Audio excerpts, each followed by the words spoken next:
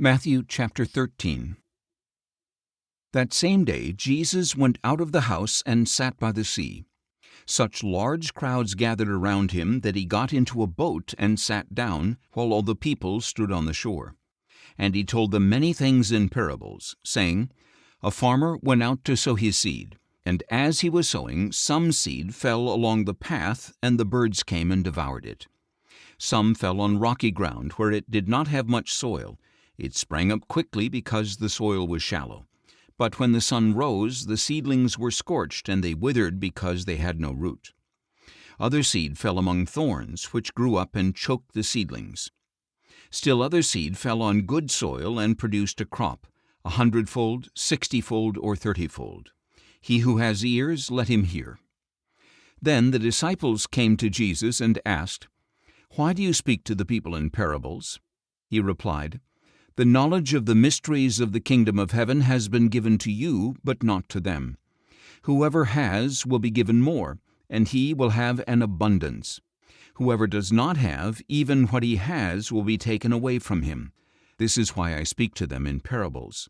Though seeing, they do not see. Though hearing, they do not hear or understand. In them the prophecy of Isaiah is fulfilled. You will be ever hearing but never understanding. You will be ever seeing but never perceiving.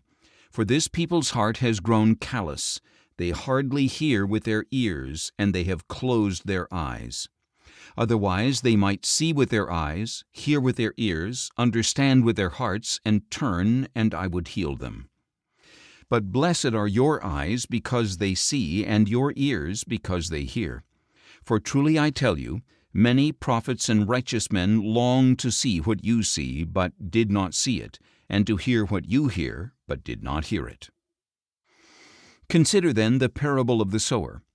When anyone hears the message of the kingdom, but does not understand it, the evil one comes and snatches away what was sown in his heart. This is the seed sown along the path. The seed sown on rocky ground is the one who hears the word and at once receives it with joy. But since he has no root, he remains for only a season. When trouble or persecution comes because of the word, he quickly falls away. The seed sown among the thorns is the one who hears the word, but the worries of this life and the deceitfulness of wealth choke the word, and it becomes unfruitful. But the seed sown on good soil is the one who hears the word and understands it. He indeed bears fruit and produces a crop, 100-fold, 60-fold, or 30-fold. Jesus put before them another parable. The kingdom of heaven is like a man who sowed good seed in his field. But while everyone was asleep, his enemy came and sowed weeds among the wheat and slipped away. When the wheat sprouted and bore grain, then the weeds also appeared. The owner's servants came to him and said, Sir, didn't you sow good seed in your field? Where then did the weeds come from? An enemy did this, he replied. So the servants asked him, Do you want us to go and pull them up? No, he said. If you pull the weeds now, you might uproot the wheat with them. Let both grow together until the harvest. At that time I will tell the harvesters, First collect the weeds and tie them in bundles to be burned, then gather the wheat into my barn. He put before them another parable. The kingdom of heaven is like a mustard seed that a man planted in his field. Although it is the smallest of all seeds, yet it grows into the largest of garden plants and becomes a tree, so that the birds of the air come and nest in its branches. He told them still another parable. The kingdom of heaven is like leaven that a woman took and mixed into 3 measures of flour until all of it was leavened. Jesus spoke all these things to the crowds in parables. He did not tell them anything without using a parable. So was fulfilled what was spoken through the prophet. I will open my mouth in parables. I will utter things hidden since the foundation of the world. Then Jesus dismissed the crowds and went into the house. His disciples came to him and said, Explain to us the parable of the weeds in the field.